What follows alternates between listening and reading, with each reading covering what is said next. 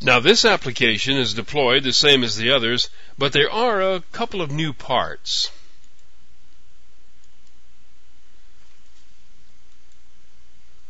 As usual, you enter the full path name of the WAR file that you need to create and press return.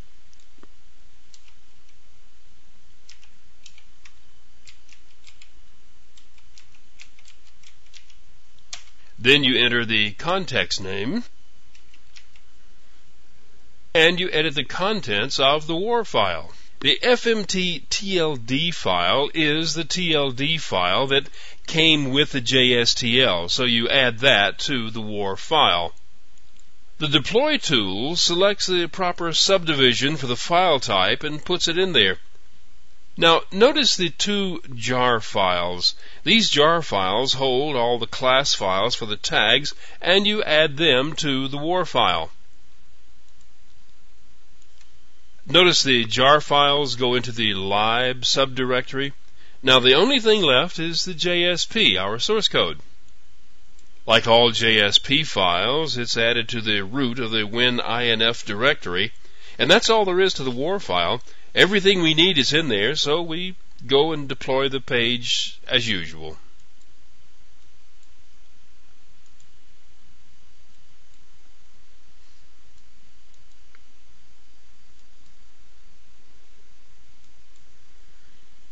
Save the WAR file by saving all.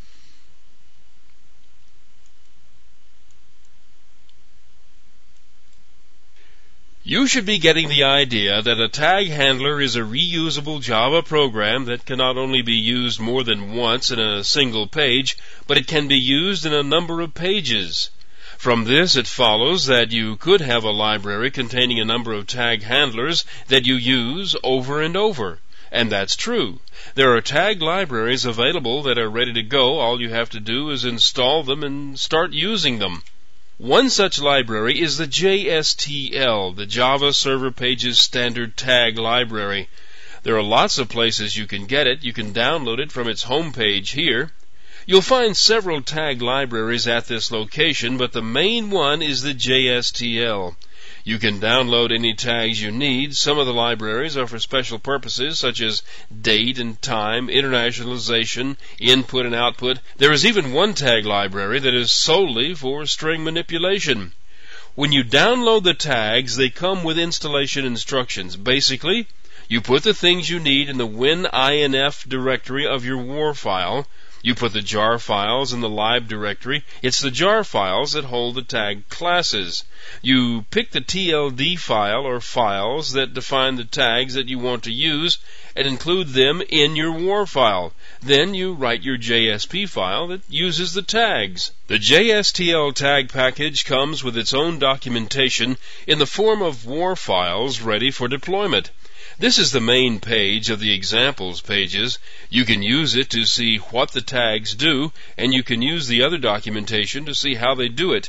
The examples are nice when you're trying to find out what is there and what you want.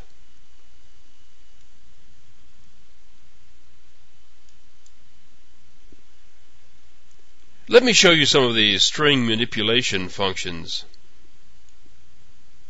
Now remember, the first time you click on one of these, it will take a few seconds before it comes up because the program has to compile. After that, they should come right up. I've been here before, so this one should be pretty fast. There.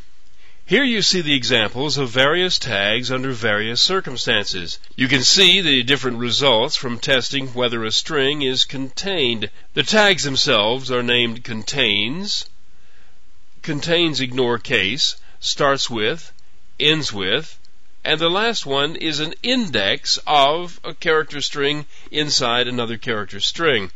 If you're going to be using the standard tags, you should spend a little time in here exploring what's available and how to use it. I've written an example that formats some numbers. Here, let me show you.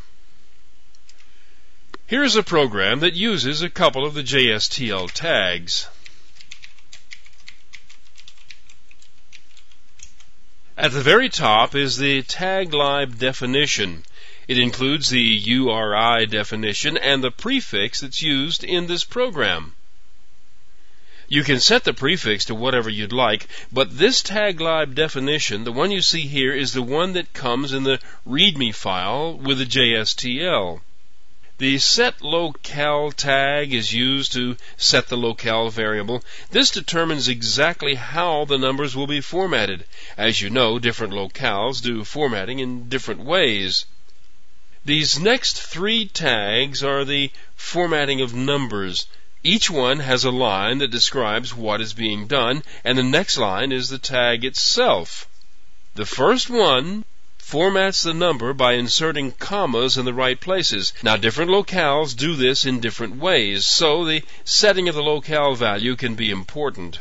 In this second one, a decimal number is converted to a percent. This last one formats the number as dollars and cents. Here again, the locale is important. This last example uses the parse number tag to strip the fractional portion off of the decimal number. And here is the page. You can see the description of the formatting of each number and how the number is formatted for display. Now, you can see how tags become an extension, sort of the HTML language. Once you have the tags set up, they become a part of what you just do. The JSTL is the main tag library, but there are certainly lots of others. If you want to find a tag library, just do a Google search on the word taglib, and you'll come up with a list of sites that are full of tag libraries.